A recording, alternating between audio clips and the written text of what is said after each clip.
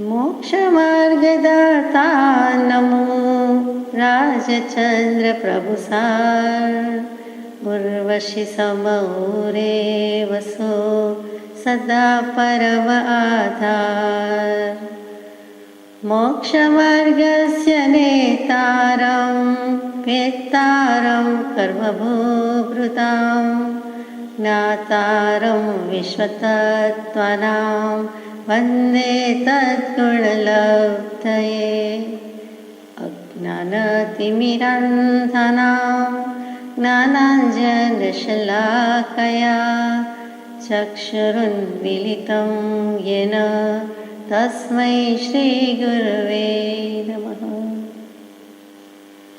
सत्श्रुतने नमस्कार, असीम उपकारी आत्माने नमस्कार, तारक त्रिपुटीने नमस्कार, महावित्रोने नमस्कार, महाविત્રો સમાન મુરબ્બીઓ મુમુક્ષુને નમસ્કાર। પરમ કૃપાળુ દેવ પ્રણીત વચનામૃતજી પત્રાંક 601 મુંબઈ જેઠ સુદ દસમ રવિ વિક્રમ સંવત 1951 તારીખ 2/6/1895। પરમ સ્નેહી શ્રી સૌભાગ પ્રત્યે શ્રી સાઈલા। પત્રના પ્રારંભ કરતા પહેલાં મૂર્ધન્ય સ્થાને એટલે કે મથાળે ઓમ લખ્યું છે, એટલે પંચ પરમેષ્ઠી સ્વરૂપને, સહજ સ્વરૂપને, સહજાત્મ સ્વરૂપને, સહજ સ્વરૂપ વિલાસીએ નમસ્કાર કર્યા છે। એટલે કે શરૂ કરતાં પહેલાં કાંઈ પણ લખતા પહેલાં જેમ શ્રી સવા લખે, ઓમ લખે એ અથવા બીજો કોઈ મંત્ર લખે કે સહજાત્મ સ્વરૂપ પરમ ગુરુ લખે, તેમ અહીંયા પરમ કૃપાળુદેવે ઓમ લખ્યો છે। પરમ સ્નેહી શ્રી સૌભાગ હજુ પણ એ જ વિશેષણ આવે છે। હમણાં સત્સંગ નૈષ્ઠિક અથવા તો પરમ પ્રિય એવા બધા વિશેષણ નથી આવતા, પરંતુ છેલ્લા 2-4 પત્રથી પરમ સ્નેહી જ લખે છે। એ પણ વિચારવા જેવું છે, કેમ પરમ સ્નેહ છે, પરમ પ્રેમ નથી લખ્યો? તો કે પરમ સ્નેહી આપણે જે વ્યવહાર સંસારમાં મૂકીએ છીએ સ્નેહી, પરમ સ્નેહી એ તો લૌકિક ભાવ છે। દુનિયાનો પરમ સ્નેહ ભૌતિક પ્રેમની વાત છે, ભૌતિક સ્નેહની વાત છે। અહીંયા તો પરમાર્થની પ્રાપ્તિ કરવી છે, પરમપદની પ્રાપ્તિ છે, એટલે પરમ સ્નેહી લખ્યું છે। કે પરમ શું છે? તો કે મોક્ષે જવાનું છે, નિર્વાણ છે, અલ્ટિમેટ શું છે, આખરે શું છે? તો કે આખરે તો આપણે આત્મજ્ઞાન કેવલ જ્ઞાનને લઈને મોક્ષે જવાનું છે। તો એવા જે પરમ સ્નેહી છે, જે સૌભાગભાઈને આ પરમાર્થની પડી છે, ગરજ છે, પ્રાપ્તિ છે, કેટલીક પ્રાપ્તિ છે, કેટલીક બાકી છે, જે સંપૂર્ણ કરાવી છે, એટલે પરમ કૃપાળુદેવે તેમના પ્રત્યે સ્નેહ રાખ્યો છે અને પરમ સ્નેહી ગણ્યા છે। તો પરમાર્થ સ્નેહી એવા શ્રી સૌભાગભાઈ પ્રત્યે, અને તેમનાથી તે સ્થળ જ્યાં બિરાજમાન છે તે પણ ઉજળું છે, ગામ ઉજળું છે, એટલે શ્રી સાઈલા લખે છે। સાઈલા એટલે આપણે જાણીએ છીએ સૌરાષ્ટ્રમાં લીંબડી પાસેનું ગામ છે, સુરેન્દ્રનગર પાસેનું ગામ છે, તે ભગતના ગામથી વિશેષ વિખ્યાત તેવું સાઈલા, તેવું શ્રી સાઈલા।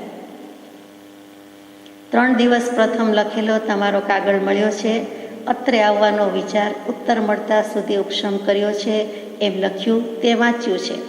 ઉત્તર મળતા સુધી આવવાનો વિચાર અટકાવવા વિશે અહીંથી લખ્યું હતું, તેના મુખ્ય કારણ આ પ્રમાણે છે।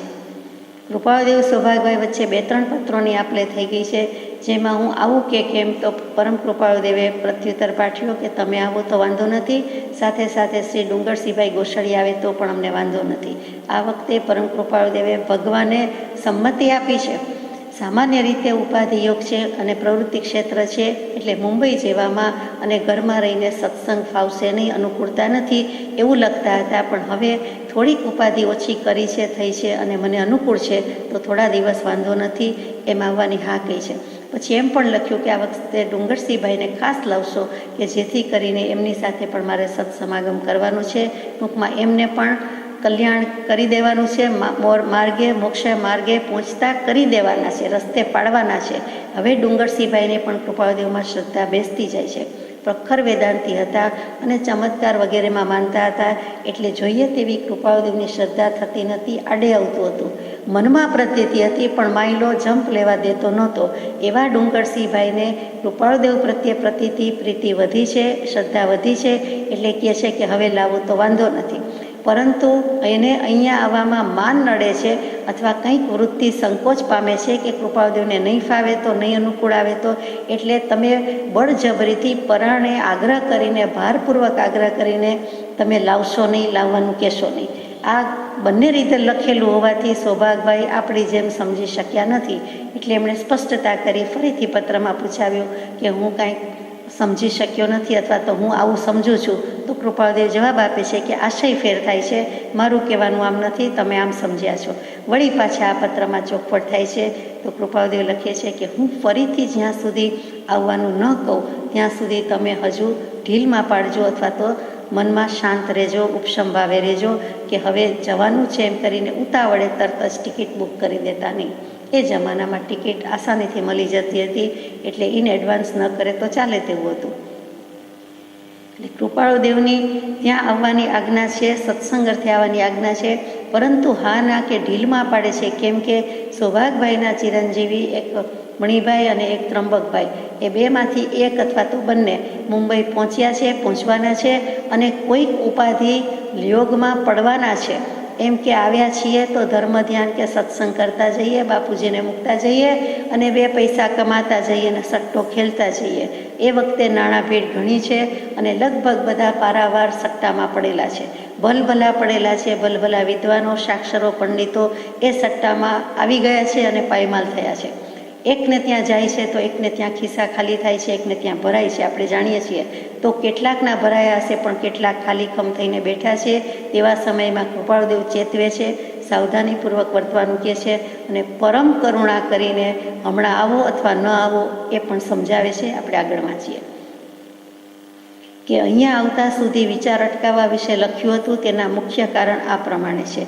અત્રે આપનો આવવાનો વિચાર રહે છે, તેમાં એક હેતુ સમાગમ લાભનો છે અને બીજો અનિચ્છિત હેતુ કંઈક ઉપાધિના સંયોગને લીધે વેપાર પ્રસંગે કોઈને મળવા આવવા વિશેનો છે. એટલે કે 2 હાથ 2 વસ્તુ કરી છે. એક પંથ દો કાજ, કે આપણે સત્સંગ માટે જવું છે એમ ખરું, પણ મનમાં આ અભિપ્રેત છે કે એક વ્યક્તિને મળવું છે અથવા તો ધંધા અર્થે કંઈક આટલું પણ કરતા આવવું છે, પોતે અને પોતાના દીકરા એટલે કે સુપુત્ર. એટલે બેમાંથી જે કરે તે પણ કૃપાળદેવના જ્ઞાનમાં હોવાથી સ્પષ્ટ લખી દીધું, જે સૌભાગભાઈએ હજુ એવું સ્પષ્ટ વિદિત કર્યું નહોતું. કે એક હેતુ સત્સંગ લાભનો છે, વાંધો નથી, સારો છે, ઈચ્છવા યોગ્ય છે, પરંતુ બીજો અનિચ્છિત હેતુ છે. એટલે કે કારણ ઉદ્દેશ જુદો છે અને ઉપાધિના સંયોગને લીધે તમને વેપાર પ્રસંગે કોઈને મળવા આવવા માટે છે. જે પર વિચાર કરતા હાલ અટકાવવાનો, અહીં આવવાનો વિચાર અટકાવ્યો હોય તો પણ અડચણ નથી એમ લાગ્યું. એટલે કે અહીંયા આવવામાં અમને મુશ્કેલી કાંઈ નથી, વાંધો નથી, પણ આ કારણથી અમે હરકત જણાવી હતી એમ લાગ્યું અને તેથી એ પ્રમાણે લખ્યું હતું. સમાગમ યોગ ઘણું કરીને અત્રેથી 1 કે 1.5 મહિના પછી નિવૃત્તિ કંઈક મળવા સંભવ છે, ત્યારે તે ભણી થવા સંભવ છે. અને બીજું કારણ કૃપાળુદેવને એમ લાગે છે કે 1.5 મહિના પછી હું જ નિવૃત્તિ ક્ષેત્રમાં જાઉં છું, તો ત્યાં પધારજો, ત્યાં સત્સંગ કરીશું, સમાગમનો લાભ મળશે. એટલે પ્રવૃત્તિ ક્ષેત્ર કરતાં નિવૃત્તિ ક્ષેત્રમાં સત્સંગ સમાગમનો લાભ કે ભક્તિનો લાભ અનેક ગણો વધી જાય છે. એ આપણા અનુભવની વાત છે, આપણે સ્વીકારીએ છીએ. તો એ વખતે પરમ કૃપાળુદેવ પણ કહે છે કે કોઈ નિવૃત્તિ ક્ષેત્રમાં હોય તો સારું થાય. સમાગમ યોગ અત્રેથી 1-1.5 મહિના પછી કંઈક થવા સંભવ છે અને ઉપાધિ માટે હાલ ત્રંબક વગેરે પ્રયાસમાં છે. એટલે કે તમારા દીકરા ત્રંબકભાઈ અહીંયા આવવાના પ્રયાસમાં વેતરણમાં છે, કાંઈક પ્રયત્ન ટ્રાય કરી રહ્યા છે, સ્ટડી કરી રહ્યા છે, એટલે આવવામાં છે. સૌભાગભાઈને કદાચ પુત્રે ન કીધું હોય તો કૃપાળુદેવ જણાવી દે છે કે ત્રંબકભાઈ અને મણિભાઈ, અહીંયા ત્રંબકભાઈનું નામ છે, એ આવવાની વેતરણમાં છે, આવવાનો પ્રયત્ન કરે છે. તો તમારે આવવાનું તે પ્રસંગે વિશેષ કારણ જેવું તરતમાં નથી. જો એ આવતા હોય અને એના કામે આવતા હોય, ધંધા અર્થે આવતા હોય, તો આપણે સમાગમનો લાભ મુલતવી રાખવા જેવું છે. તો તમારે એના માટે સ્પેશિયલ ગણીને આવવા જેવું નથી. એ દીકરો જાય છે તો ભેગો હોઈ જાઓ. દીકરાને એમ થાય કે બાપુજીને સાથે લઈને જાઓ, એ એમનું કામ કરે, હું મારું કામ કરું. તો કૃપાળુદેવે અહીંયા વચ્ચે રોકી દીધા છે, આ કરુણા કરી છે. અમારે તે તરફ આવવાનો યોગ થવાને વધારે વખત જવા જેવું દેખાશે તો પછી આપને એક આંટો ખાઈ જવાનું જણાવવાનું ચિત્ત છે. જો મારું ત્યાં આવવાનું ઢીલમાં પડશે, એટલે કે કોઈ નિવૃત્તિ ક્ષેત્રમાં જવાની તજવીજ કરીશું, પરંતુ હું ન નીકળી શકું તો પછી ગેપ વધી જશે, લાંબો ટાઈમ થઈ જશે આપને મળ્યાને અથવા આપને મારા દર્શન કર્યાને, તો પછી એક આંટો ખાઈ જવાનું, એટલે કે એક ચક્કર મારી જવાનું, એક વખત આવી જવાનું હું જણાવીશ. આ વિશે આપનું ધ્યાન જેમ પહોંચે તેમ લખશું. એ વિનય છોડતા નથી. સૌભાગભાઈ પરમ કૃપાળુદેવ કરતાં 44 વર્ષ મોટા છે. વયોવૃદ્ધ, ધર્મવૃદ્ધ, જ્ઞાનવૃદ્ધ, ભલે પરમ કૃપાળુદેવ પોતે કહેવાય, તેમ છતાં જે વિનય છે, વ્યવહાર વિનય છે, એને છોડ્યો નથી. એટલે લખે છે કે એ વિશે આપને જેમ ધ્યાન પહોંચે તેમ લખશો. એટલે તમારા ધ્યાનમાં શું આવે છે અથવા તો તમને કેમ લાગે છે તે લખશો. એટલે તમારો અભિપ્રાય પણ અમે કન્સિડર કરીશું અથવા તમને શું લાગે છે તે લખશો. બહુ વિચારવા જેવી વાત છે બધી. ઘણા મોટા પુરુષોના સિદ્ધિયોગ સંબંધી શાસ્ત્રમાં વાત આવે છે તથા લોકકથામાં તેવી વાતો સંભળાય છે. હજુ સુધી સૌભાગભાઈ ડુંગરસિંહભાઈના કહેવાથી કંઈ ને કંઈ સિદ્ધિયોગ ચમત્કારની વાત લખ્યા કરે છે. દોસ્તી તેમની છે અથવા તો સંગાત સોબત જે કહો તે સત્સંગ તેમનો છે, પાનારો તેમનો છે, રાત દિવસનો છે, સાયલામાં જ છે. અને કેટલુંક શીખવા મળ્યું છે. પણ સૌભાગભાઈને કૃપાળુદેવ પર અતૂટ શ્રદ્ધા હોવા છતાં હજુ થોડાક અંશ ડુંગરસિંહભાઈ ઉપર પણ શ્રદ્ધા છે. ડુંગરસિંહભાઈ વેદાંતી છે અને અમને કેવલ જ્ઞાન પણ છે એવો એમનો દાવો હતો. અને તે વખતે કંઈક છાપા મેગેઝિનમાં આવે કે રેડિયો પર સંભળાય કે રૂબરૂ સંભળાય, નાનું ગામ અથવા તો મોટા શહેરમાં ક્યાંક વાત આવે કે આમણે આવા ચમત્કાર કર્યા, આનાથી આટલી સિદ્ધિ પ્રાપ્ત થઈ, આનું આટલું સારું થઈ ગયું, સ્પર્શ કર્યો નથી કે બધા રોગ દૂર થઈ ગયા, ધબ્બો માર્યો અને બધા રોગ દૂર થઈ ગયા, એવી કેટલીય બધી વાતો આવતી હોય. રેકી સંબંધી આવતી હોય, શક્તિપાત સંબંધી આવતી હોય. નથુરામ શર્મા એ વખતે સમકાલીન છે, કન્ટેમ્પરરી છે, તો એ નથુરામજીના પણ કેટલાક ચમત્કારની વાત જોરશોરમાં આવતી. જલારામ બાપાની તો એ પહેલાં થઈ ગયેલા એટલે એની પણ જોરશોરમાં હોય. પછી વળી બીજા સાંઈ બાબાની વાત નીકળી હોય તો એ હોય. બીજું કેટલુંય બધું હોય, જેથી કરીને કોઈ સામાન્ય મુમુક્ષુની પણ વાત હોય, સામાન્ય મનુષ્યની પણ વાત હોય કે એને તો ઉપરથી રૂપિયા પડે છે, ડોલર પડે છે, કંકુ કાઢે છે, ચોખા વરસાવે છે, વગેરે વગેરે. જ્યાં બેઠા હોય ત્યાં નાના નાના હાથીને વાઘને એવા રમકડા મૂક્યા હોય, એમાંથી સાચે જ હાથી આવી જાય છે. આવી બધી વાત આવે, છાપામાં આવે અને પોતે જાણે. અને ડુંગરસિંહભાઈને પણ યોગ સાધનાને હિસાબે કોઈક સિદ્ધિ પ્રગટી ગઈ હતી. એટલે એ ઇન્ફ્લુઅન્સમાં, એ પ્રભાવ તળે સૌભાગભાઈ છે. હજુ મુક્ત થઈ શક્યા નથી. પરમ કૃપાળુદેવ 3 વર્ષથી લગાતાર પાછળ પડ્યા છે અને તેમ છતાં સૌભાગભાઈના મનમાંથી હજી થોડાક અંશ જતા નથી. એ બહુ વિચારણીય વાત છે. આપણે તો સાંભળીને મૂકી દઈએ, વાંચીને મૂકી દઈએ કે ખરી વાત છે, ભગવાને કહ્યું ને સાચું છે, એમાં પડવા જેવું નથી. પરંતુ સૌભાગભાઈને ન જાણે કેમ સંયોગ એવા હતા, આજીવિકાની તકલીફ હતી, પહેલાં બહુ સારું હતું અને ચડતીમાંથી પડતી આવી હોય. એટલે હવે એમ થાય કે વસ્તારી દીકરીયાળું ઘર અને આ બધો વ્યવહાર કેવી રીતે નભાવો. એક વખતની નગર શ્રેષ્ઠની જે પદવી હતી અને હવે બધું ઓછું થઈ ગયું તો કેવી રીતે કરવું. તો કૃપાળુદેવ જેવા જવાબ આપે છે કે સામાન્ય રીતે કોઈ પણ પ્રાણીને આહાર પાણી તો સાંજ સુધીમાં મળી જ રહે છે. એટલે આપણને કેવું કહી દીધું કે ગાય, ભેંસ, બકરી, કૂતરાને એનું ખાવાનું મળી રહે છે, લોકો નાખે છે, મળી જાય છે, અથવા ચરે છે ને મળી જાય છે. તો તમે શું આવી ચિંતા લઈને બેઠા છો? એ થવાનું હશે તેમ થઈ રહેશે. અને પછી સૌભાગભાઈને પ્રતીતિ આવે છે કે કૃપાળુદેવે કહ્યું છે તે જ્ઞાનના અનંત આનંદ આગળ આ બધી વસ્તુ તો તૃણમાત્ર જ છે. એટલે કે આ બધું માગી ખાઈને ગુજરાન ચલાવશું, પણ જ્ઞાન તે જ્ઞાન અને એનો આનંદ કોઈ ઓર છે, આત્માની વાત કોઈ ઓર છે ને. એવો કરી લેવાનો, આત્મહિત કરવાનો ચાન્સ ભાગ્યે જ મળે છે. માટે એને પ્રાયોરિટી આપી છે. પરંતુ સોબત બહુ ખરાબ વસ્તુ છે અને એમાં સારી પણ છે જો સારી સોબત હોય તો. અને એને કારણે ડુંગરસિંહભાઈને કારણે ચમત્કાર સિદ્ધિમાંથી એમને હજુ શ્રદ્ધા જતી નથી. તો કૃપાળુદેવ જવાબ આપે છે કે ઘણા મોટા પુરુષોના સિદ્ધિયોગ સંબંધી શાસ્ત્રમાં વાત આવે છે. પારામાંથી સોનું બનાવવાની વાત આવે જ છે, આપણે જાણીએ છીએ. નાગાર્જુન આચાર્યની સિદ્ધિ જાણીએ છીએ. બીજા પણ કેટલાય મુનિની સિદ્ધિની વાત ઘણું કરીને 409 નંબરના પત્રમાં આપણે લઈ લીધી છે, એટલે અત્યારે પુનરાવર્તન કરતા નથી. તો એવું બધું હોઈ શકે છે. પરંતુ અને લોકકથામાં પણ તેવી વાતો સંભળાય છે. એટલે કે સાંપ્રત પ્રવાહમાં, મોડર્ન ટાઈમ્સમાં જે મીડિયા છે એમાં પણ આવી બધી વાત આવે છે. તો તે માટે આપને સંશય રહે છે. તેનો સંક્ષેપમાં આ પ્રમાણે ઉત્તર છે. એટલે જવાબ આપવાની કૃપાળુદેવે કરી છે. નહીંતર કે આવી વાતમાં મને રસ નથી, બહુ સમજાવ્યું, હવે તમારે માનવું હોય તો માનો, માનવું ન માનવું તમારા અધિકારની વાત છે. અમે તો છૂટી જઈએ છીએ, છૂટી પડીએ છીએ. કહેનારો કઈ છૂટે, વેનારો વહી છૂટે, એમ પ્રભુ શ્રીજી વારંવાર કહેતા.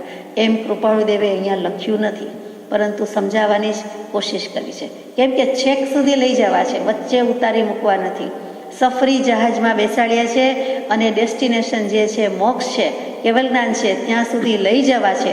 પરમ પુરુષ દશા વર્ણન સુધી પહોંચાડવાની જવાબદારી લીધી છે અને એવી ભાવના છે, કરુણા છે. અનુકંપા સંયુક્ત કરુણા છે, માટે એવી દયાને નમસ્કાર છે. જો કે છેલ્લે તો એ પણ મૂકવાની છે. આગળ જઈએ પત્રમાં કે અષ્ટ મહાસિદ્ધિ આદિ જે સિદ્ધિઓ કહી છે, ઓમ આદિ મંત્રયોગ કયા છે તે સર્વ સાચા છે. આપણને એમ થાય કે ચમત્કારમાં માનવું નહીં ને સાચા છે એટલે શું? તો કે મોટે ભાગે તો હંબક હોય છે, પરાક્રમ પકડાઈ જાય છે અને છાપામાં બધું આવતું નથી, પણ આપણે જાણીએ છીએ કે ખોટું લગભગ પકડાઈ જતું હોય છે. હમણાં જાસા કેટલું બધું પકડે છે આપણે જાણીએ છીએ છેલ્લા 10-20 વર્ષમાં તો, વગેરે વગેરે આપ વધારે જાણો છો, કેમ કે એ ઇતર વાંચન વિશેષ હોય. તો અહીંયા અષ્ટમહાસિદ્ધિ એટલે શું? કે જે સિદ્ધિઓ સાચી છે કહી છે. એ સિદ્ધિ તો છે, એનું અસ્તિત્વ તો છે, જેમ સ્મશાન તો છે, ભૂત પ્રેત તો છે, પરંતુ દરેક ઘરમાં ભૂત ના આવતું હોય કે થતું હોય, કે દરેક વ્યક્તિને વળગી ન જતું હોય. ભાગ્યે જ કોઈકના એવા ઋણાનુબંધ હોય તો કોઈકની સાથે થાય. ગામે ગામ, ઘર દીઠ બધાને કંઈ વળગે નહીં, ચોટે નહીં. તો એવી રીતે કહે છે કે ક્યાંક ચમત્કાર થાય, પણ ભાગ્યે જ થાય. અને તે કેવી સિદ્ધિની વાત છે? તો કે શ્રી કૃષ્ણજી પરમાત્માને પણ જે અષ્ટમહાસિદ્ધિ વરેલી હતી તે વાસુદેવને કેટલીક વૃદ્ધિ હોય, સિદ્ધિ હોય અને અષ્ટમહાસિદ્ધિ હોય. પ્રત્યેક વાસુદેવને હોય તો શ્રી કૃષ્ણજી પણ વાસુદેવ હતા, 8મા વાસુદેવ હતા, એમને હોય, એમાં નવાઈ નથી. જેમ ચક્રવર્તીને કેટલીક વૃદ્ધિ રીતિ હોય છે, કેવલ જ્ઞાની ભગવાન જેવી કોઈની રીતિ નથી. પણ અહીંયા જે મૂક્યું છે તે અષ્ટમહાસિદ્ધિ શું? તો કે 223મા પત્રમાં શ્રી કૃષ્ણજીને 8 સિદ્ધિ હતી તે વાત આવી ગઈ છે. ફરીથી લઈએ છીએ કે અણિમા, મહિમા, લઘિમા, ગરિમા, પ્રાપ્તિ, પ્રાકામ્ય, ઈશિત્વ, વશિત્વ, આ 8 પ્રકારની સિદ્ધિના નામ છે. પહેલું અણિમા સિદ્ધિ છે. તો એ શું કામ થાય છે? તો કે યોગ સાધનાના બળથી આ 8 સિદ્ધિ ઉદ્ભવ પામી શકે છે. યોગ સાધના બધા યોગા કરે છે તે તો ઉપલબ્ધ છે, પાશેરામાં પહેલી પૂણી પણ નથી. અને તેમાં આગળ જાય દ્રવ્ય પ્રાણાયામની વાત આવી, શરીર કષ્ટની વાત આવી, તો એમાં યમ, નિયમ, આસન, પ્રાણાયામ અને પ્રત્યાહાર, એ જે 5 અંગ છે, 8 યોગ દૃષ્ટિની સજ્જાઈ કહીએ છીએ તે જ, તો એ મોક્ષ સાથે જોડાણ કરાવે તેવું. તો એ જે 5 થયા તે 5ની સિદ્ધિ થઈ જાય. એટલે કે યમ, નિયમ, આસન, પ્રાણાયામ અને પ્રત્યાહાર, એ 5 ઉપર વિજય મેળવી લઈએ તો આવી કેટલીક સિદ્ધિ પ્રાપ્ત થાય છે. આપણને કઈ સિદ્ધિમાં રસ છે? તો કે ભાવ પ્રાણાયામથી આ સમાધિના 8 અંગ છે, એ 8 અંગમાંથી 5મી દૃષ્ટિમાં આવી જાય છે, એટલે સમ્યક દર્શન થઈ જાય છે, આત્મજ્ઞાન થઈ જાય છે. આપણને તેમાં રસ છે. અહીંયા જુદી જુદી રીતે સિદ્ધિ મૂકી છે. તો પ્રથમ અણિમા. અણુ શબ્દ પરથી અણિમા કહીએ છીએ. અણુ એકદમ નાનું, એટમ, એકદમ જ ઝીણામાં ઝીણું, નાનામાં નાનું એવું શરીર કરી શકે, પરમાણુ જેટલું કરી શકે, તેનું નામ અણિમા. એટલે કે અણુથી નાનું કેવું હોય તો પરમ અણુ, એનાથી નાનું કંઈ છે જ નહીં. તો કે એટલું સૂક્ષ્મ આપણું શરીર બનાવી શકીએ, પોતે પોતાનું બનાવી શકે કે બીજાનું બનાવી શકે. અહીંયા પોતાને ઉપર વાત છે, તો એ અણિમા નામની સિદ્ધિ કહેવાય. એટલે કે વેશ પલટો કરી નાખીએ, 5-7 ફૂટમાંથી હમણાં કીડી થઈ જાય, કંથવા થઈ જાય, નાનામાં નાનું જંતુ થઈ જાય, તો એ બધાને એમ થાય અહો કેવો ચમત્કાર. એટલે બધાને આશ્ચર્ય, આનંદ કે અવધિ થઈ જાય, અહોહો થઈ જાય. એ અહોહોમાં પડવા જેવું નથી એમ કૃપાળુદેવ કહે છે, પરંતુ સાચા છે, હોઈ શકે છે, એનું અસ્તિત્વ છે, પણ કોઈક બિરલાને જ તે પ્રાપ્ત થાય છે. બીજી સિદ્ધિ છે મહિમા. એટલે કે મોટું પર્વત જેવડું શરીર બનાવી શકે, સીધું 7 ફૂટ 15 ફૂટ નહીં, પણ પર્વત, ડુંગર જેટલું પણ શરીર બનાવી શકે, તે અણિમા પછી મહિમા નામની સિદ્ધિ છે. લઘિમા એટલે કે નાનામાં નાનું રૂપ લઈ શકે, એટલે કે તણખલા જેટલું હલકું, હળવું, લઘુ અને ગુરુ, હળવું અને ભારે. તો તણખલા જેટલું હળવું કે આંકડાના રૂ જેટલું હળવું પણ રૂપ કરી શકે. ચોથી સિદ્ધિ છે ગરિમા. ગુરુ ભારે, એના પરથી ગરિમા, એટલે કે એકદમ વજનવંતું કરી દેવાની શક્તિ. સીસુય નહીં ને એથી વધારે જે આવતું હોય તે, કોઈ લોઢુય નહીં ને ધાતુય નહીં ને એટલું બધું ભારે કે કોઈ કાળે કોઈથી ઉપડે નહીં, એવી શક્તિ પણ એનામાં છે, એ કરી શકે છે. પછી 5મી શક્તિ છે પ્રાપ્તિ. દૂર રહેલા પદાર્થને નજીક લાવવાની શક્તિ. જાપાન બોલ્યા નથી કે જાપાનની વસ્તુ આવી જાય, જાપાનનો પહાડ આવી જાય, કે જાપાન ગયેલી રહેતી વ્યક્તિ આવી જાય. USA બોલીએ ને યુએસએની જે વ્યક્તિ કે વસ્તુનું નામ લીધું હોય એમ જેવું નામ લઈએ કે અહીંયા ખડું થઈ જાય, ખડા કરી શકે તેવી શક્તિ, એ પ્રાપ્તિ. કે જે વ્યક્તિ વસ્તુની વાત લ્યો તે પ્રાપ્તિ. હમણાં એમ કહીએ કે ધરતીકંપ કે ડિઝાસ્ટર કે સુનામી, તો હમણાં દરિયો, પાણી અને તોફાન અહીંયા થવા માંડે, એટલે નામ લેતા પણ મુશ્કેલી છે, એટલે નામ લેવું નથી આપણે. તો કે પ્રાપ્તિ, એવી શક્તિ હોય તો એવું પણ થઈ જાય. પ્રાકામ્ય શક્તિ એટલે કે પૃથ્વીમાં ડૂબકી મારવાની શક્તિ પણ પ્રાપ્ત થાય. જળમાં તરાઈ સાંભળ્યું છે, પણ પૃથ્વી પર તરાઈ આપણે લગભગ સાંભળ્યું નથી. તો કે પૃથ્વી પર પણ તરાઈ તો કેવી રીતે હશે? વિચારવાનું છે કે બધો ભ્રમ ઊભો કરે છે પાણીનો, અથવા તો પૃથ્વીમાં જાણે ખાડો પડી જાય, ખાડો ખોદાઈ જાય અને પછી એમાં જાણે ચાલવા માંડે કે તરવા માંડે, પાણી હોય એવી રીતે. અને પછી છઠ્ઠી સાતમી શક્તિ છે ઈશિત્વ. એટલે શું? તો કે બધા જ ભૌતિક પદાર્થની ઉત્પત્તિ કરી શકે, સ્થિતિ કરી શકે, લય કરી શકે. સોનાના ભાવ ઊંચે ગયા, ચાંદીના ભાવ આસમાને ગયા, તો સોના ચાંદી બોલતા અથવા બેમાંથી જે લેવું હોય તે એટલે ઉત્પન્ન કરી શકે. પછી સ્થિતિ એ ટકી પણ શકે અને લય એનો નાશ પણ કરી શકે. ચાલો બધું અલોપ થઈ ગયું. તીર્થંકર દેવને દેવલોકમાંથી 12 કરોડ સોના મહોર વરસાવતા, વરસાદે વરસાવે અથવા ભંડારમાં જઈને દેવો છાનામાના જાણે બેંકની કરન્સી હોય તેમ છાપી નાખતા હશે, અથવા તો જે પ્રવર્તમાન હોય તે સિક્કા એટલા ખણખણિયા મૂકી દેતા હતા. ત્યારે કરન્સીનું બહુ હતું નહીં, તો એવા બધા સિક્કા મૂકી જાય તો બની શકે દેવો છે અને તીર્થંકર દેવનો અતિશય છે. આપણે તો એમાં પડવા જેવું જ નથી. નકામી ઉપાધિ વધે, આપણી તો વધેલી હોય, એમાં આ બધું વધારાનું આવે તો વધે, એટલે આપણને તેમાં રસ જ નથી. બરોબર? એટલે એ ઉત્પત્તિ, સ્થિતિને લઈ બધું કરી શકે. દૃશ્ય કરે, પ્રગટાવે ખરું, અદૃશ્ય કરી નાખે, નહીંતર તો બધા પડાપડી કરે. એટલે એ શક્તિ હોય તે ઈશિત્વ શક્તિ. અને 8મી સિદ્ધિ છે વશિત્વ, એટલે કે બધી જ ભૌતિક પદાર્થને વશ કરી શકે. ઘડિયાળ બંધ હોય, બેટરીઝ ન હોય, ચાલવા માંડે. સામું જોયું નથી કે ચાલવા માંડે, હાથમાં લીધું નથી કે ચાલવા માંડે. રમકડાને ચાવી ન મારવી પડે, કાંઈ પણ સ્પર્શ કરે અથવા તો કાંઈ પણ નજર પડે તો એ બધી વસ્તુ કે વ્યક્તિ કે જે ચાલતી થઈ જાય. દોડો કે તો બધા દોડવા માંડે, પોતે ખાલી બોલ્યા જ હોય, બીજી વ્યક્તિનો કંઈ પુરુષાર્થ હોય પણ નહીં. તો એવી રીતે વશ કરી શકે છે, જેમ કરવું હોય તેમ કરી શકે છે. એ પણ એક શક્તિ છે, સિદ્ધિ છે. તો આ 8 મહાસિદ્ધિ યોગ સાધનાના બળે પ્રગટતી સિદ્ધિ થઈ. બીજી રીતે સાંખ્યકારિકામાં આવે છે તે સિદ્ધિ 8 કેવી છે? તો કે ઉહ સિદ્ધિ. ઉહ એટલે આપણે ઉહાપો કહીએ કે પછી મને બહુ વિચાર આવ્યા, બહુ મનોમંથન થયું, બહુ વિચાર વલણું ચાલ્યું, વિચાર વાયુ થઈ ગયો, પછી એમ કહીએ કે અત્યંત ઉહાપો થયો. તો કૃપાળદેવની જેમ થઈ જાય તો 900 ભાવનું જાતિસ્મરણ જ્ઞાન થઈ જાય. એમ જે અત્યંત વિચારણા છે, સૂક્ષ્મ વિચારણા છે, એ ઉહ જ કે. ઉહ અને અપોહ એ ઉહાપો કહીએ છીએ. અહીંયા ઉહ સિદ્ધિનું નામ છે, એટલે કે પૂર્વજન્મના સંસ્કારોનું યથાર્થ જ્ઞાન થઈ જાય છે. 1 ભાવનું હોય તો પણ શું, 900 ભાવનું હોય તો પણ શું, પરંતુ એ ઉહ નામની સિદ્ધિ છે. એટલે કે જાતિસ્મરણ જ્ઞાન હોવું એ પણ એક જાતની સિદ્ધિ છે. પછી શબ્દ સિદ્ધિ, કે ગુરુના ઉપદેશથી થતું જ્ઞાન. એક શબ્દ સાંભળ્યો નથી અને બધું સમજાઈ જાય. આપણને ડુંગર કહેતા, દરિયો કહેતા, પહાડ કહેતા, એનો કોન્સેપ્ટ ક્લિયર છે કે માઉન્ટન શું ને સી કોને કહેવાય, ઓશન કોને કહેવાય, એટલે તરત જ બધું ખડું થઈ જાય, ખબર પડી જાય છે. તો અહીંયા કોઈ પણ શબ્દ સાંભળતા શ્રી ગુરુના મુખેથી આવ્યો છે એટલે એવી લબ્ધિ સિદ્ધિ પ્રગટી જાય છે કે બધું જ સમજાઈ જાય. જેમ ગૌતમ સ્વામીને ભલે ગણધર લબ્ધિ હતી, પરંતુ શબ્દ 3 જ સાંભળ્યા: ઉત્પાદ, વ્યય, દ્રવ્ય, યુક્તમ, સદ.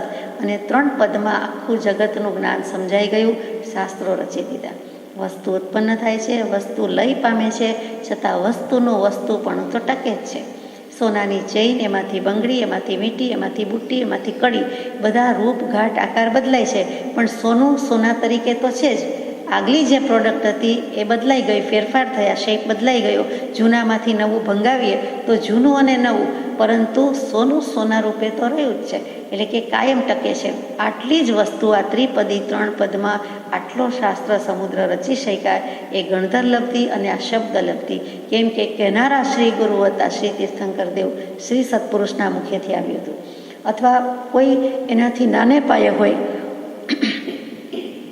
એક્સક્યુઝ મી, તો નાને પાયે હોય તો પણ કેટલાક શબ્દ કે પદ સાંભળીને સિદ્ધિ પ્રાપ્ત થઈ જાય છે, અચીવમેન્ટ પ્રાપ્ત થઈ જાય છે. તેનું નામ શબ્દ સિદ્ધિ.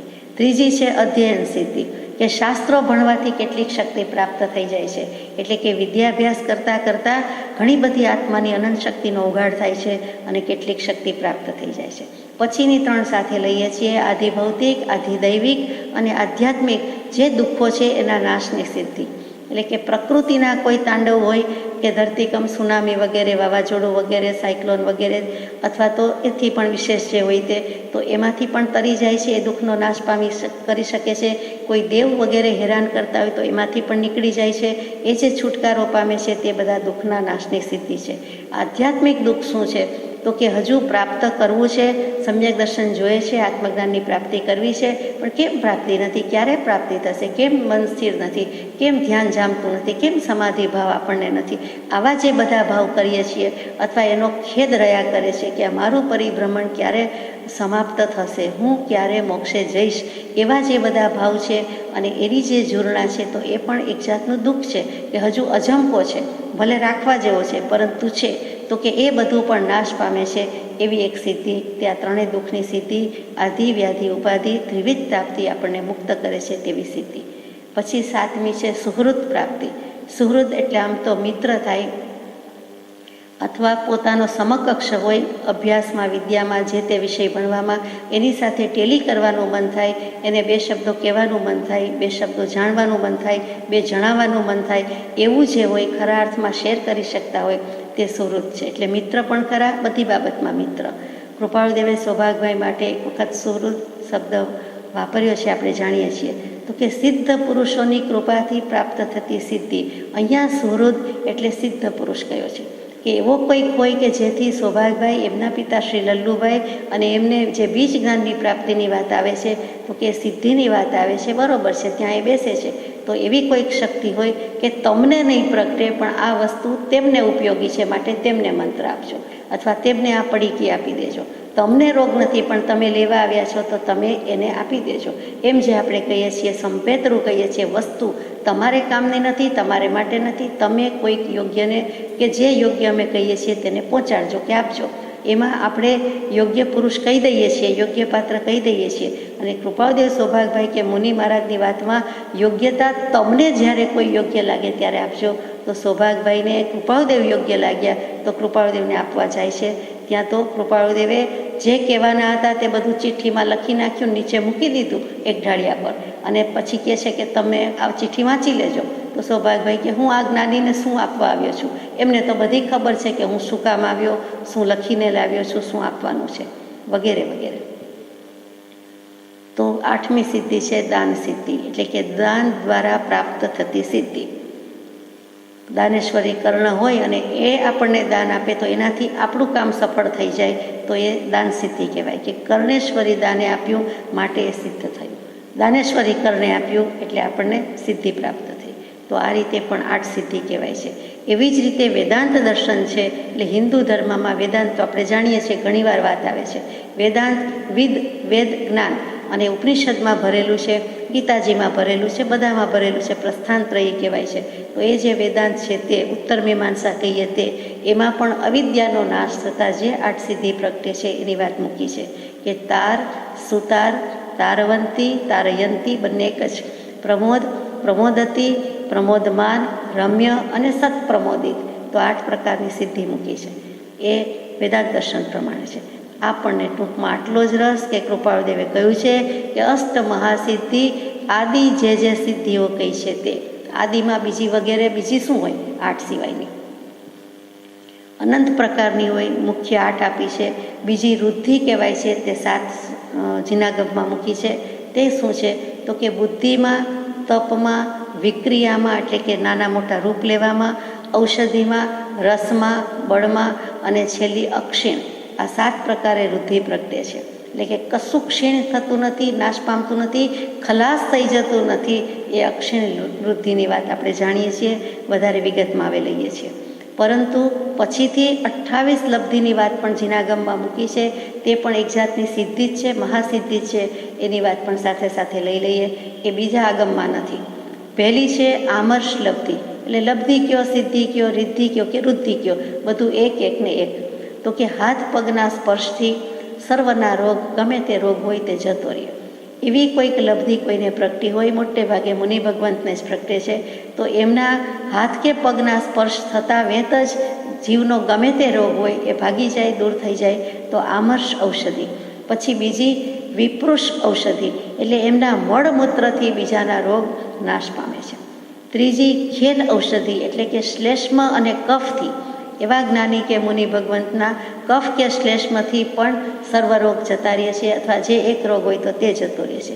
ચોથી છે જલૌષધિ, એટલે કે પ્રસ્વેદ જલ, પાણી, પરસેવાના પાણી, પરસેવાના જલબિંદુ જે કહીએ તે, એનાથી બધા રોગ જતા રહે છે.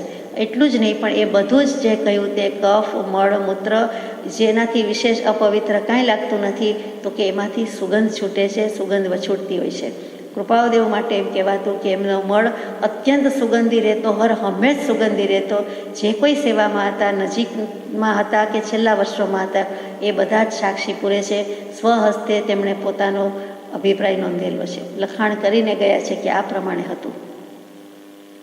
પછી 5મી છે સર્વ ઔષધિ, એટલે કે કેશ, રોમ, નખ એ ક્યાં જાય, તો કે એનાથી પણ બીજાના બધા જ રોગ જતા રહીએ અથવા તો કેટલીક શક્તિ પ્રગટી જાય. વધારે તો અહીંયા રોગની બાબત છે અને દવાની બાબત છે, એટલે કે રોગ જતા રહે. આ 5 ઔષધિ એટલે કે દવા તરીકે જ છે. 6ઠ્ઠી છે સંભિન્ન શ્રોતૃત્વ લબ્ધિ, એટલે કે કાનથી સંભળાય, આંખથી દેખાય એ તો સામાન્ય છે.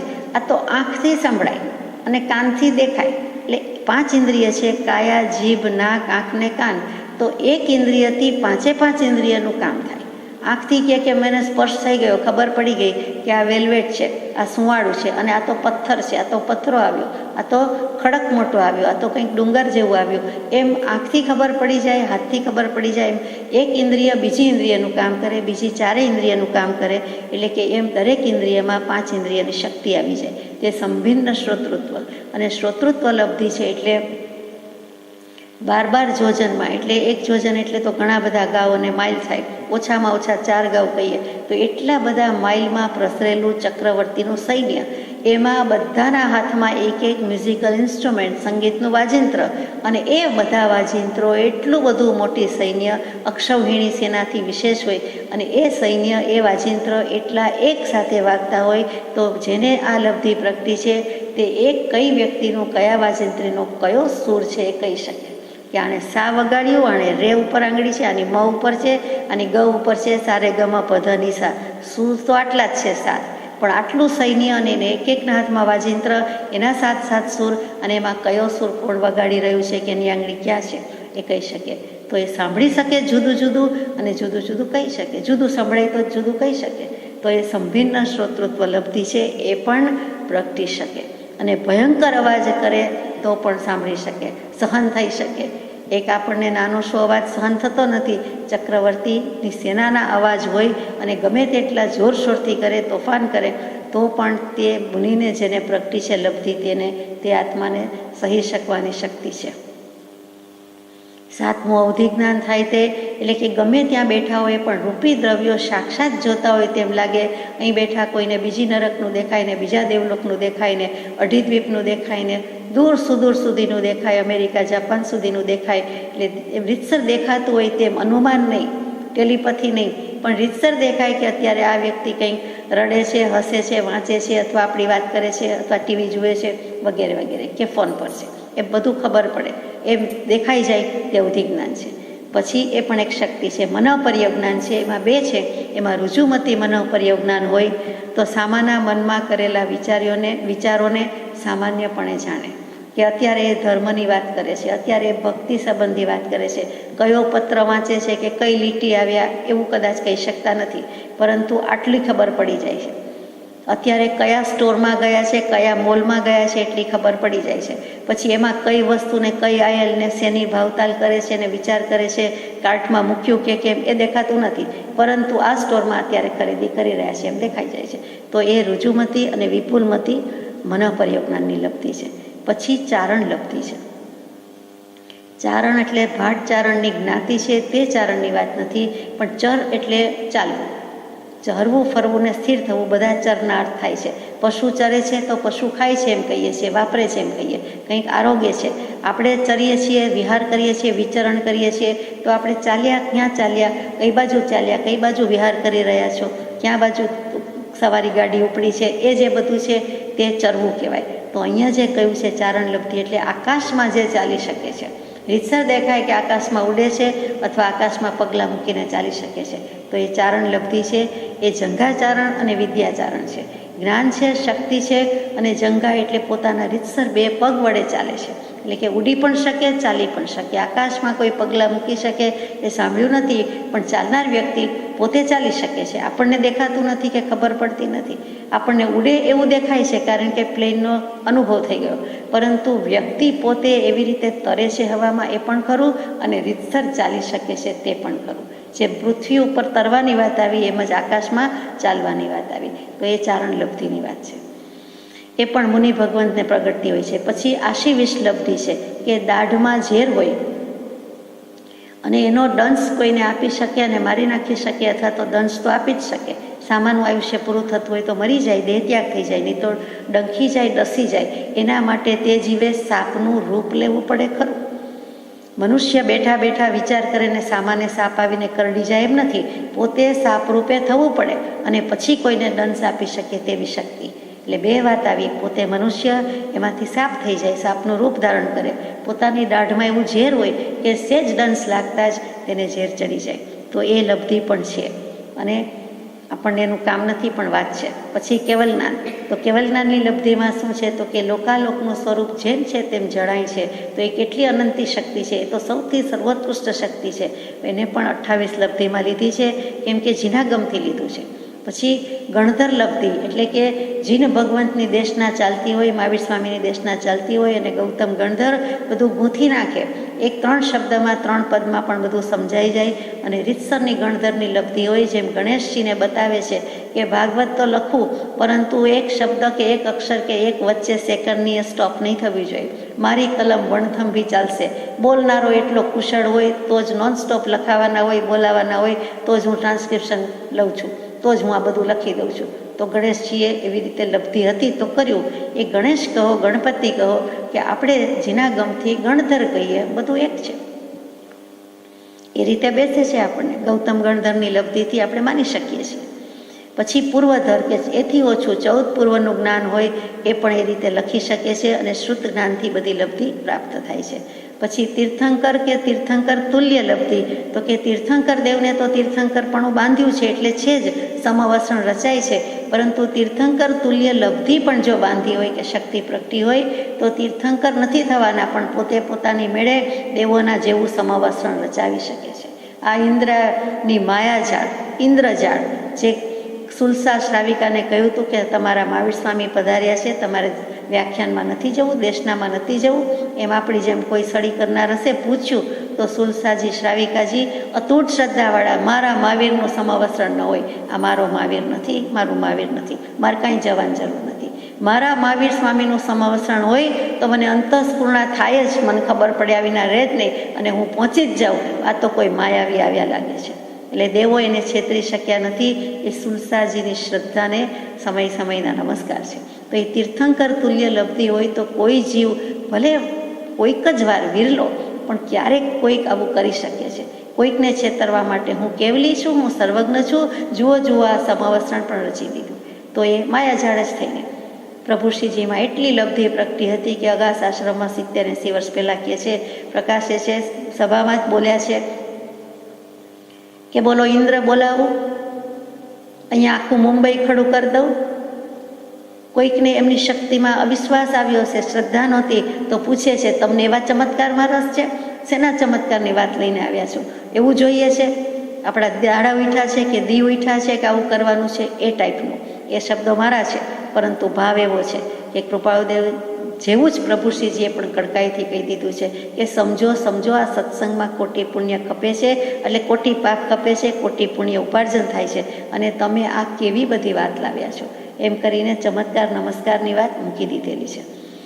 તો આગળ જઈએ કે તીર્થંકર તુલ્ય લબ્ધિનું કામ નથી. કૃપાળુદેવને તીર્થંકર તુલ્ય લબ્ધિ કહેવાય. કઈ અપેક્ષાએ કહેવાય કે તીર્થંકર દેવ જેમ સાધુ સાધ્વી શ્રાવક શ્રાવિકાનું શાસન સ્થાપે છે, ચતુર્વિધ સંઘની સ્થાપના કરે છે, પોતે તર્યા છે, બીજાને તારે છે, તો તત્તુલ્ય તીર્થંકર દેવ કૃપાળુદેવ ચોક્કસ છે કે સમવસ્ત્ર નથી રચ્યું, પણ જે તીર્થંકર દેવે કહ્યું છે તે કરવા ઈચ્છા છે. અને તે બીજા પાસે કરાવવા ઈચ્છા છે. એટલે કે મોક્ષ માર્ગનો ઉપદેશ આપ્યો છે અને એ જ મોક્ષ માર્ગનો ઉદ્ધાર કરવો છે અને જગતના જીવોને મોક્ષે લઈ જવા છે એવી અનંત કરુણા કરી છે.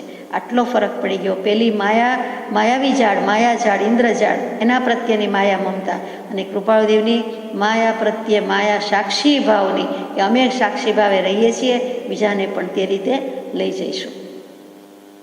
16મી લબ્ધિ છે ચક્રવર્તી કે ચક્રવર્તી તુલ્ય લબ્ધિ, કે ચક્રવર્તીપણું પ્રાપ્ત થયું હોય એને તો બરાબર કે એના ભંડારમાં કોઠારમાં જે કયો તે 7 એકેન્દ્રિય અને 7 પંચેન્દ્રિય રત્નની પ્રાપ્તિ થાય, એ 14 રત્ન મળે.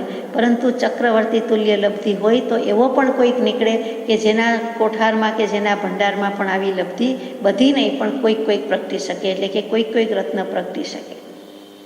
કોઈકની પાસે જ હીરો હોય એવું નથી. એમ કે ને કે દુનિયામાં કોઈક પાસે કોહિનૂર કે એથી અનંત ગણો ચડિયા તો હીરો હોઈ શકે, તો હોઈ શકે. એક લબ્ધિ કે શક્તિ એવી રીતે મેળવી હોય, પણ ચોરી કરીને ન મેળવવાનો હોય, આ એક વાત છે. પણ કોઈ બીજી રીતે હોય તો કે એવી શક્તિ પ્રાપ્ત કરી હોય તે, એમાં આપણને રસ નથી. ધર્મ ચક્રવર્તી કૃપાળુદેવ એવામાં રસ છે, આવી ચક્રવર્તીની લબ્ધિમાં રસ નથી. જેણે ચક્રવર્તીનું કર્મ બાંધ્યું છે એ તો થવાના જ છે, તો એના તુલ્ય, એના સરખામણે, એને સમોવડીઓ થવાની કોઈ જરૂર નથી. બાહુબલીજી અને ભરતજી, તો ભરતજી ને બાહુબલીજીમાં ચક્રવર્તી ભરતજી છે, પરંતુ બાહુબલીજીમાં ચક્રવર્તી તુલ્ય લબ્ધિ પ્રગટી ગઈ હતી, કે દેવોને પણ એમ થઈ ગયું કે આ યુદ્ધ ચાલે છે તો કોણ જીતશે? ચક્રવર્તી તો ભરતજી છે અને થવાના છે, પરંતુ બાહુબલી વિશેષ બળિયા છે, શક્તિશાળી છે, એવો આખો એક માહોલ થઈ ગયો હતો કે બાહુબલીજી જ જીતી જાય. શું કામ? તો કે ચક્રવર્તી ન હોવા છતાં તત્તુલ્ય તેના જેવી જ તેટલી જ લબ્ધિ પ્રાપ્ત થઈ ગઈ હતી. તો એ બની શકે. પછી 17મી બળદેવ લબ્ધિ છે, એટલે કે જેમ તીર્થંકર થાય, ચક્રવર્તી થાય, તે બળદેવ હોય, વાસુદેવ હોય અને પ્રતિવાસુદેવ હોય. એટલે કે શ્રી કૃષ્ણજીના કોઈ પણ વાસુદેવના મોટા ભાઈને બલરામ અથવા તો બલદેવ કહેવાય છે, તો એ બળદેવ લબ્ધિ છે. એટલે એમને પણ ચક્રવર્તીથી ઓછી, વાસુદેવથી ઓછી પણ કેટલીક લબ્ધિ પ્રાપ્ત થાય છે, તો એ પણ એવા રૂપ કરી શકે. એવી જ રીતે વાસુદેવ છે, એ પણ કેટલાક રૂપ લઈ શકે. એટલે શ્રી કૃષ્ણજી જ્યારે રૂપ લઈ શકતા હતા કે 16,108 ગોપી સાથે કે પટરાણી સાથે એક વ્યક્તિ હોઈ શકે, બધાને દેખાય, મિરર રિફ્લેક્શન હોય છે. તેવી જ રીતે અત્યારે તો મેટલમાં એટલું રિફ્લેક્શન આવે છે અને આપણે બનાવી શકીએ છીએ, ગ્લાસમાં પ્રતિબિંબ પડે છે, મિરરમાં પડે છે, એવી રીતે એ બનાવી શક્યા છે પોતે જ, તો એ હોઈ શકે. પોતે આત્મા એક જ છે, જીવ એક જ છે, પણ એમની શક્તિ છે તો બધા સાથે હોઈ શકે, રહી શકે. તો એ વાસુદેવને કેટલીક લબ્ધિ હોય એની વાત છે. પછી 19મી લબ્ધિ છે ક્ષીરાશ્રવ, ઘૃતાશ્રવ, મધ્વાશ્રવ અને ઇક્ષુ રસાશ્રવ લબ્ધિ. એટલે કે પોતે જે કાંઈ બોલે છે, કાં તો શેરડીના સ્વાદ જેવું મીઠાશ આવે છે, કાં તો ઘી જેવી મીઠાશ, કોઈને દૂધ ભાવતું હોય તો દૂધ જેવી મીઠાશ, એટલે આ બધી સાકર જેવી મીઠાશ અને મધ જેવી મીઠાશ. એટલે દૂધ, સાકર, ઘી, મધ અને ઇક્ષુ રસ એટલે શેરડીના રસ જેવું કે શેરડી જેવું, એવી પણ મીઠાશ, તો એવી પણ પ્રાપ્તિ થાય છે. પછી જે છે તે કોષ્ઠ બુદ્ધિ છે. કોષ્ઠ એટલે કોઠાર, સ્ટોર રૂમ, સ્ટોરેજ કહીએ છીએ તે. તો જેમ રસોડું અને કોઠાર દરેક ઘરમાં છે, તેવી રીતે દરેક જગ્યાએ હવે સ્ટોરેજ થઈ ગયા. તો કોષ્ઠ બુદ્ધિ એટલે કોઠાર, કોઠારમાંથી જેમ અનાજ નીકળ્યા કરે અથવા જે વસ્તુ ભરી હોય તે નીકળ્યા જ કરે, તેવી રીતે એક શબ્દના અર્થ નીકળ્યા જ કરે તે કોષ્ઠ બુદ્ધિ. પરમ કૃપાળદેવની કોષ્ઠ બુદ્ધિ કહેવાય કે એક શબ્દમાં, એક વાક્યમાં અનંતાગમ રહ્યા છે, એટલી એમને લબ્ધિ, એટલી શક્તિ. તો કે એમ હોઈ શકે છે, થઈ શકે છે. પછી 21મી પદાનુસારીણી બુદ્ધિ, એટલે કે શાસ્ત્રનું એક પદ, એક શબ્દ, પછી કાવ્ય રૂપે હોય, ગદ્ય રૂપે હોય કે પદ્ય રૂપે હોય, તો કે એક સાંભળતા જ આખા શાસ્ત્રનું રહસ્ય કે ભેદ ખુલી જાય છે, તો તે કોષ્ઠ બુદ્ધિ છે. આખા શાસ્ત્રનો સાર કે રહસ્ય પ્રાપ્ત થઈ જાય છે એક શબ્દમાં જ. આપણને આત્મસિદ્ધિ કહે એટલે આત્માની સિદ્ધિ થઈ જાય, કાંઈ ભણવું ન પડે, કાંઈ વાંચવું ન પડે, કાંઈ કરવું ન પડે. તો કે એવો સમય પાક્યો હોય તો એક શબ્દ સાંભળતા પણ આપણને આખું શાસ્ત્ર સમજાઈ જાય કે આત્માની સિદ્ધિ કેવી રીતે થાય, એ બધું એમાં લખ્યું હોવું જોઈએ. પછી કેવી રીતે થાય એ આપણે વિચારી લેવાનું છે, અથવા વિચાર પણ કરવો પડતો નથી, એટલી શક્તિ પ્રાપ્ત થાય. 22મી બુદ્ધિ બીજ બુદ્ધિ, એક બીમાંથી, એક 5 ચોખામાંથી ગાડા ભરીને ચોખા થાય, આપણે સાંભળ્યું છે. એવી રીતે એક બીજ જેટલું જ હોય, એમાંથી અનેક અનંત અર્થ જણાય અથવા તો અનંત વસ્તુ સમજાય, તે બીજ બુદ્ધિ કઈ છે. એ જ્ઞાનાવરણીય કર્મનો અતિશય ક્ષયક્ષમ કહેવાય ત્યારે થાય, અતિશય ઉગાડ હોય ત્યારે, પરંતુ કેવલ જ્ઞાન નથી. હજુ ક્ષયોપશમ જ્ઞાન છે, હજી ક્ષાયિક નથી, કેવલ જ્ઞાન નથી. એટલે કેવલ જ્ઞાનની લબ્ધિ છે એ તો કોઈ ઓરત છે, આ બધી તો એની પાસે કાંઈ નથી. પછી છે તેજોલેશિયાની લબ્ધિ, કે અતિશય ક્રોધ આવે અને મહાવીર સ્વામી પાસેથી જેમ ગોશાલક તેજોલેશિયા શીખી ગયો હતો અને મૂકી હતી, તો એ ગોશાલકજીની તેજોલેશિયા છે તેની જ વાત છે. તેવી શાસ્ત્રોમાં કઈ છે, બીજા કેટલાક જીવને પણ હોઈ શકે. તો અતિશય ક્રોધથી સામાને બાળી મૂકે, રીતસર સળગાવી નાખે, દેહત્યાગ થઈ જાય, એવી જે લબ્ધિ છે તે તેજોલેશિયા છે. સામાના પરિણામ ઇરિટેટ કરે એ તો બધાને આવડે છે, એ નહીં, આ તો બાળી જ મૂકે. અને એવી લબ્ધિ શક્તિ સ્ફુરવાની કે પ્રાપ્ત કરવાની આપણને ક્યારેય કુમતી ન હજો. આ તો એક વાત છે. પછી આહારક શરીરની લબ્ધિ, એટલે કે પોતાના જ શરીરમાંથી એક હાથનું પૂતળું કાઢીને જે આકાશમાં મોકલે, કે જ્યાં તીર્થંકર દેવ કે કેવલી ભગવાન સમવસર હોય, જ્યાં વસતા હોય, બિરાજમાન હોય, ત્યાં જઈ આવે અને અંતર મુહૂર્તમાં 48 મિનિટમાં તો પાછું પણ આવી જાય. અને જાણે કે કંઈ જાણતા જ નથી, ત્યાં શંકાનું સમાધાન કરી આવે, અથવા જે પૂછવાનું પૂછી આવે, અથવા તો જ્ઞાન લઈ આવે, અને પછી કંઈ લખે કરે રચે, તો એ પણ આહારક શરીરની લબ્ધિ છે. એટલે કે આહારક શરીર બનાવી શકે છે એ વેરી સ્પેશિયલ પૂતગલ હોય, જે ભાગ્યે જ કોઈક આવા મુનિ બનાવી શકે. સિમંદર સ્વામી પાસે કુંદકુંદ ભગવંત એટલે કે કુંદકુંદ આચાર્યજી એ રીતે ગયા હતા, એ આપણે જાણીએ છીએ. પછી શીતલેશિયા લબ્ધિ, જેવી તેજોલેશિયા છે એવી જ રીતે બરફ જેવા ઠંડાગાર કરી નાખે એમ નહીં, પરંતુ તેજોલેશિયા મુકાઈ હોય તો એના નિવારણ રૂપે આવી કોઈક લબ્ધિ વાપરી શકે. એકદમ શીતળતા થઈ જાય તેવું, ઠંડક થઈ જાય તેવું, એટલે કે એનું વારણ નિવારણ આવડે. હવે થઈ તો ગયું, તેજોલેશિયા તો મૂકી, પણ જો શીતલેશિયા આવડતી હોય તો એ પણ મૂકી, એનો પ્રયોગ પણ કરી શકે. એ પણ એક લબ્ધિ છે જે ગોશાલકજીને આવડતી નહોતી. તેજોલેશિયા તો મૂકી દીધી, પણ વારવાનું આવડતું નહોતું. અને મહાવીર સ્વામીએ પણ કેટલું બેલેન્સ જાળવ્યું, સમભાવ રાખ્યો, સમતા રાખી, સ્થિત પ્રજ્ઞતા, વિતરાગતા રાખી, કે સામે જ 2 મુનિને બાળી નાખ્યા, જૈન મુનિને એ ગ્રુપમાં. તો પણ મહાવીર સ્વામીએ મારા ગ્રુપનો, મારી ભક્તિ કરે છે, આત્માની ભક્તિ કરે છે, જૈન છે એવું કંઈ ન કહેતા કાંઈ જ કર્યું નથી. ગોશાલકે તેજોલેશિયા મૂકી તો મહાવીર સ્વામી શીતલેશિયાથી કે બીજી કોઈ પણ રીતે વારી શક્યા હોય આપણને એમ થાય, પરંતુ તેમણે તે કર્યું નથી. એ સમજવા જેવી વાત છે, કેમ કે એમ કરાય નહીં. જો એ બેની રક્ષા કરે તો પોતાનું તીર્થંકરપણું કે વિતરાગતા જતી રહે, કે રાગ દ્વેષ કરવાના નથી. અને અંશે પણ 2 જીવ બચાવવાનો રાગ કહેવાય. દયા છે, કરુણા છે, એ રાગ છે. રાગ સંયુક્ત ઈચ્છા થઈ, અનુકંપા સંયુક્ત ઈચ્છા થઈ, જેનું નામ રાગ છે. એટલે એવું પણ એમને પોસાય નહીં અને એમણે કર્યું નથી.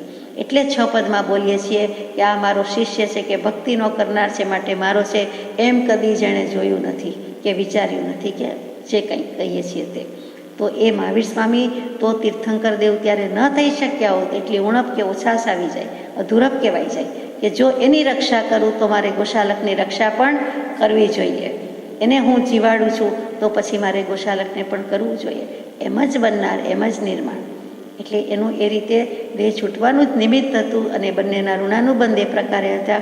તો એ બનનાર ફરનાર નથી. તો એ મહાવીર સ્વામીએ તટસ્થતા જ રાખી છે, વિતરાગતા જ રાખી છે. ગળે ન ઉતરે એવો સિદ્ધાંત છે, પણ જિનાગમની વાત છે, બહુ સૂક્ષ્મ પ્રરૂપણા છે, અને આપણે સ્વીકારીએ જ છૂટકો. 26મી લબ્ધિ વૈક્રિય લબ્ધિ, કે નાના મોટા રૂપ કરી શકે. જૈન શાસન માટે પણ વિષ્ણુકુમાર નામના મુનિએ નાના મોટા રૂપ કરીને જે કાંઈ સંઘની શાસનની રક્ષા કરી હતી, તો પણ એ પ્રમાદ કહેવાય. આ કોઈ પણ લબ્ધિ ફોરવે ઉપયોગ કરે એટલે પ્રમાદ કહેવાય. એ કેવલ જ્ઞાન ન થવા દે. અને સમ્યક દર્શન થતાં પહેલાં કોઈક લબ્ધિ પ્રગટી હોય તો એ આત્મજ્ઞાન ન થવા દે, સંકિત ન થવા દે, માટે એમાં પડવા જેવું નથી. એટલે કે મુનિ જેવા મુનિને પણ પ્રાયશ્ચિત આવ્યું અને પ્રમાદમાં પડ્યા કહેવાય, અને કેટલાક બહુ વધી ગયા વગેરે વગેરે. તો એ કરવા જેવું નથી, પણ થઈ શકે છે. અહીં બેઠા હોઈને એમ થાય, જુઓ મારી સાધના કેટલા વર્ષ પછી શું, તો કે અલોપ થઈ જાય, અદૃશ્ય થઈ જાય. ક્યાં ગયા? હમણાં જ અહીં હતા ને. અથવા તો સિંહ થઈને આવે, સિંહ ફરવા માંડે અને કોઈને કાંઈ કરે નહીં, હરણ થઈ જાય, જે કાંઈ મન થાય તે કરે, સાપ આવીને ડરાવવા આવી જાય. તો એવું કરેલું છે કેટલાક મુનિએ. તો ઇતિહાસમાં દૃષ્ટાંત છે. એ ન કરવા માટેનો બોધ છે, કરવા માટેનો બોધ નથી. કે આટલા વખતે ભાઈ બહેન મળ્યા તો ચાલો તમને બતાવું કે મેં શું પરાક્રમ કર્યું, કે મને કેટલું હાંસલ થયું છે, મેં કેટલું અચીવ કર્યું છે, એમ કરીને આવા રૂપ લીધા હોય એ કરવા જેવા નથી. 27મી લબ્ધિ છે અક્ષીણ મહાનસ અને અક્ષીણ મહાલય, બંને એકમાં આવી ગઈ. કે પોતે મુનિ આહાર માટે જાય, ગોચરી માટે જાય, આહાર લાવે, પરંતુ હજી વાપરતા પહેલાં કોઈ એમ કહે કે હવે 50 માણસનું બનાવ્યું હતું ને 500 જણા છે, 500નું બનાવ્યું હતું ને 5000 માણસ છે, તો જે કાંઈ ખાદ્ય સામગ્રી હોય એના ઉપર દૃષ્ટિ પડતા અથવા તો કોઈક વખત હાથ કે પીંછી ફેરવતા તે ન ખૂટે એટલું થઈ જાય, એટલે અક્ષીણ કદી ખલાસ ન થાય, ખૂટે નહીં. તો એવું જે થઈ જાય અને બધો જ વર્ગ જમી જઈ શકે, પ્રેમથી જમી જઈ શકે, દેખાય તો એટલું જ, પણ એમાંથી ખૂટે જ નહીં. ત્રાસ, કતરોટ, કમંડળ કંઈ વધારે મોટા ન થઈ જાય, એ તો હોય તેટલા જ હોય, પરંતુ ખૂટે જ નહીં. એ જે છે તે અક્ષીણ મહાનસ લબ્ધિ, એટલે કે અન્ન કોઈ દિવસ ખૂટે નહીં, એવી જે લબ્ધિ પ્રગટી હોય છે તે. અને એવી જ રીતે અક્ષીણ મહાલય, કે હવે શું થાય, આપણે તો ધાર્યા હતા 5000 માણસને 25000 માણસને આ હોલમાં બેસાડવાના છે. અરે 100ની બદલે 1000 ન બેસી શકે, 1000ની બદલે 5000 ન બેસી શકે, ત્યારે બધા જ બેસી જાય, સમાઈ જાય. તો એ અક્ષીણ મહાલય નામની લબ્ધિ છે. એવી પણ કેટલાક મુનિને અથવા તો કેટલાક કોઈ વિરલ આત્માને પ્રગટી જાય છે. એટલે કે ઓછામાં થોડું 2 માં 3 સમાઈ જાય એમાં મોટી વાત નથી, પરંતુ એટલી મોટી સંખ્યામાં સમાવેશ પામી જાય, એટલું હોલ કરતાં કેપેસિટી ગમે તેટલી હોય, એની કેપેસિટી કરતાં ગમે તેટલા માણસ હોય, બધા સમાઈ શકે. તો આ પણ એક લબ્ધિ છે. છેલ્લી છે 28મી લબ્ધિ, પુલાક લબ્ધિ, એટલે કે ચક્રવર્તી જેવા ચક્રવર્તીનું સૈન્ય હોય એને ચૂરે ચૂર કરી શકે. એનો ચૂરો બોલાવી નાખે એટલે હાથમાં એક નાની વસ્તુ હોય એ ચૂર્ણ થઈ શકતું નથી આપણાથી, કે ચાલો એલચીનો વરિયાળીનો ભૂકો કરી દો, સોપારીનો ભૂકો 2 હાથમાં રાખીને નથી થઈ શકતો. તો પછી આવી ચક્રવર્તીની સેનાને ચૂર્ણ કરી નાખે એટલે શું, તો કે પુલાક નામની લબ્ધિ છે. એ ચક્રવર્તીનું સૈન્ય એટલું બધું વિશાળ હોય, જે કાંઈ બધી એની લબ્ધિ શક્તિ હોય એ ચક્રવર્તી રત્નની પ્રાપ્તિ, અને પછી થોડાક સમય પછી એ બધું થઈ જાય, વિજયી થઈ જાય, એટલે પોતે જ પોતાની જ લબ્ધિ શક્તિથી એ બધું જ નાશ પામી દે છે, નાશ કરી દે છે. એટલે કે બધું ત્યાં નગરમાં અંડરગ્રાઉન્ડ જવાનું હોય તે એની મેળે ત્યાં જતું રહે છે, અદૃશ્ય થવાનું હોય તે ત્યાં જતું રહે છે. આ ખરેખર અર્થમાં લબ્ધિ કહેવાય, કે બધા પૂતગલ પરમાણુ વિખેરાઈ જાય છે. કેટલાક ભૂગર્ભમાં જાય, કેટલાક હવામાં ઓગળી જાય, કેટલાક વિખેરાઈ જાય, નાશ તો પામતા જ નથી, પરંતુ રૂપાંતર પામી જાય છે. તો મુદ્દો કેવો છે, આપ કંટાળી ગયા હોય તો માફ કરજો, કે આ અષ્ટમહાસિદ્ધિ, આ 28 લબ્ધિ વગેરે જે સિદ્ધિ, રુદ્ધિ, રિદ્ધિ, લબ્ધિ કહી છે તે સાચી છે. ઓમ આદિ મંત્રયોગ કયા છે તે સર્વ સાચા છે. ઓમમાં પણ કેટલું બધું સામર્થ્ય છે આપણે જાણીએ છીએ. કેટલીક વખત કદાચ કોઈક વખત ઓમ વિશેના અર્થ લીધા હશે. 100 કરતો ઓછામાં ઓછા થાય. ટૂંકમાં 1-2 અર્થ જ કહીએ તો જે ઓમ શબ્દ છે, ઓમ શબ્દ જ નહીં કહેવાય, અક્ષર છે, એકાક્ષરી છે, એમાં પંચ પરમેષ્ઠીનું સ્વરૂપ આવી જાય છે.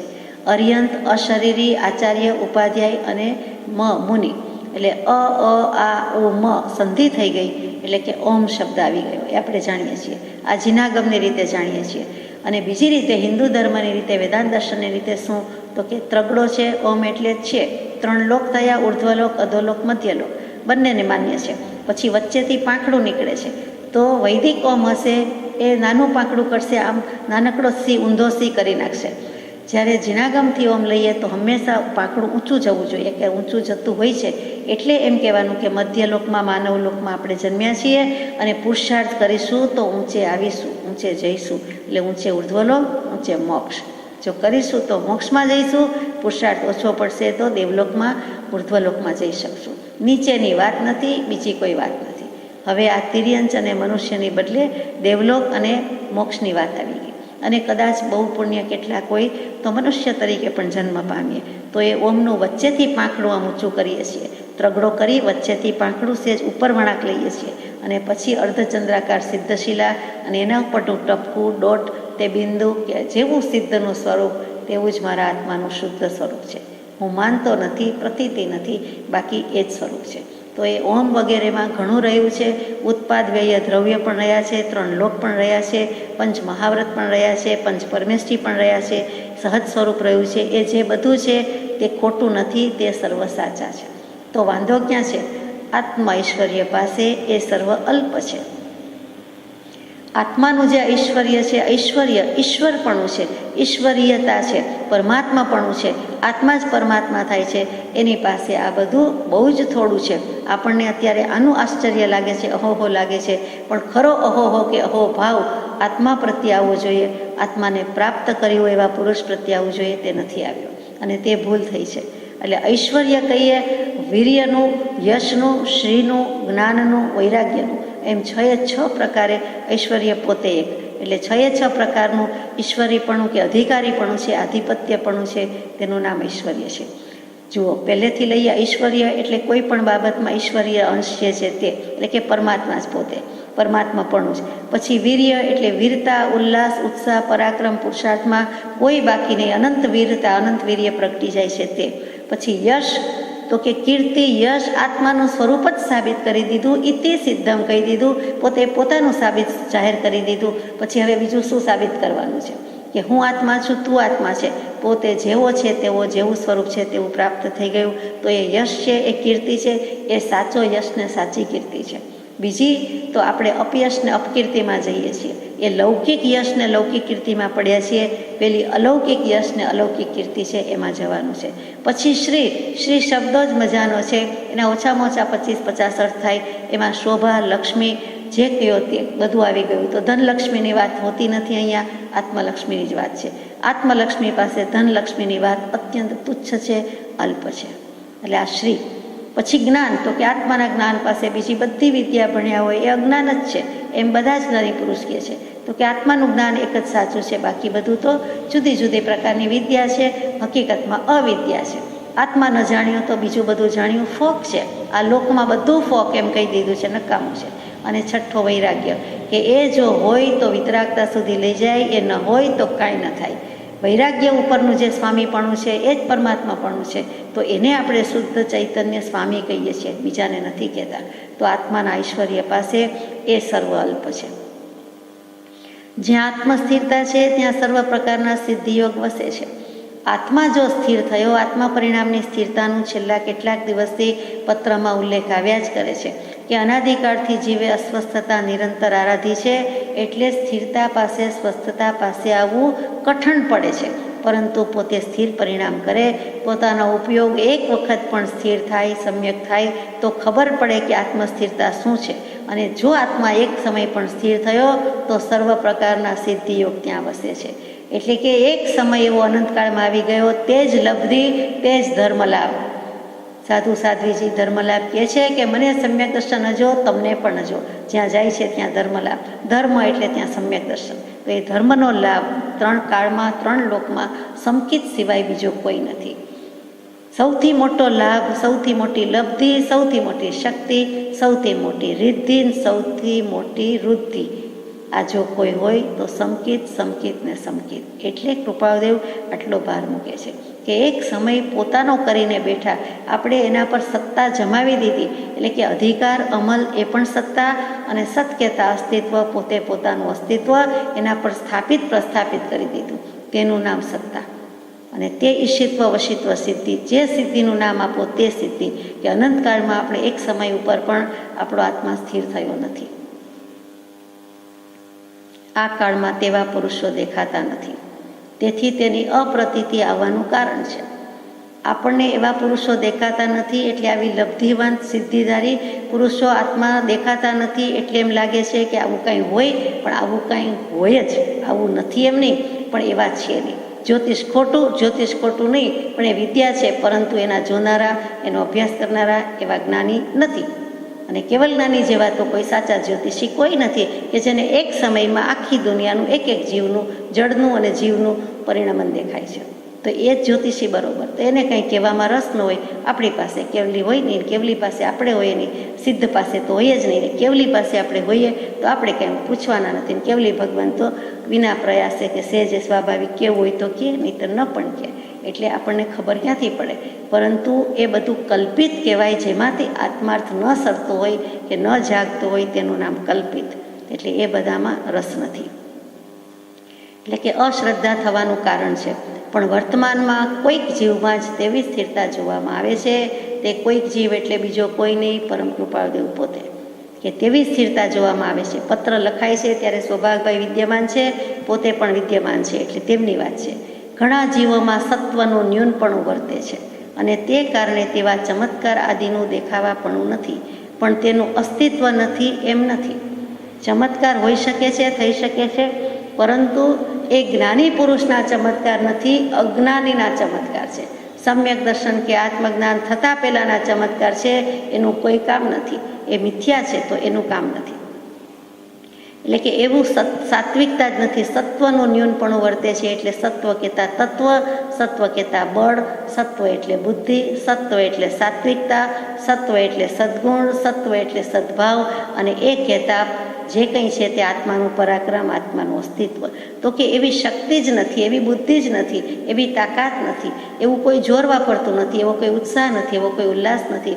આ બધા સતનાર છે એનું ન્યૂનપણું વર્તે છે, એટલે કે અતિશય ઓછું થઈ ગયું છે. સાવ નથી એમ નથી, અને તેટલે જ આ બધા ચમત્કાર આદિનું દેખાવાપણું નથી, પણ તેનું અસ્તિત્વ નથી એમ નથી. તમને અંદેશો રહે છે એ આશ્ચર્ય લાગે છે. સૌભાગભાઈને લીધા કે તમને શંકા પડે છે એ મને નવાઈ લાગે છે. જેને આત્મપ્રતીતિ ઉત્પન્ન થાય તેને સહેજે એ વાતનું નિશંકપણું થાય, કેમ કે આત્મામાં જે સમર્થપણું છે તે સમર્થપણા પાસે લબ્ધિ સિદ્ધિનું વિશેષ કોઈ સામર્થ્ય નથી. જે આત્મામાં છે એ આમાં કંઈ નથી. આ તો એક નાની નાની ટચુકડી વાત છે, પણ આત્મા પોતે જ મુખ્ય છે, પ્રધાન છે, બીજી બધી વસ્તુ તો અલ્પ છે. એવા પ્રશ્નો કોઈ વાર લખો છો, એનું શું કારણ છે તે જણાવશો? કૃપાળુદેવે લીધા, ઠપકો આપ્યો કે કેમ એની એ વાત કર્યા કરો છો? એ પ્રકારના પ્રશ્નો વિચારવાને કેમ હોય? વિચારવાના આવા પ્રશ્નો કરે. 3 વર્ષથી કૃપાળુદેવ મહેનત કરે છે કે આવું નહીં લખવું, આવું નહીં કહેવું, આવું નહીં માનવું. શ્રી ડુંગરને નમસ્કાર. કંઈ જ્ઞાન વાર્તા લખશો, પત્ર લખો તો વાંધો નથી, ખુશીથી લખો, પણ કંઈ જ્ઞાનની વાત લખો તો અમને ગમશે. હવે બીજી વાત લાવશો નહીં, લખશો નહીં. અને શું કામ અમને આવા પ્રશ્નો લખો છો? આપણે એમાં ઘણું સમજવાનું છે. સજાત્મ સ્વરૂપ પરમ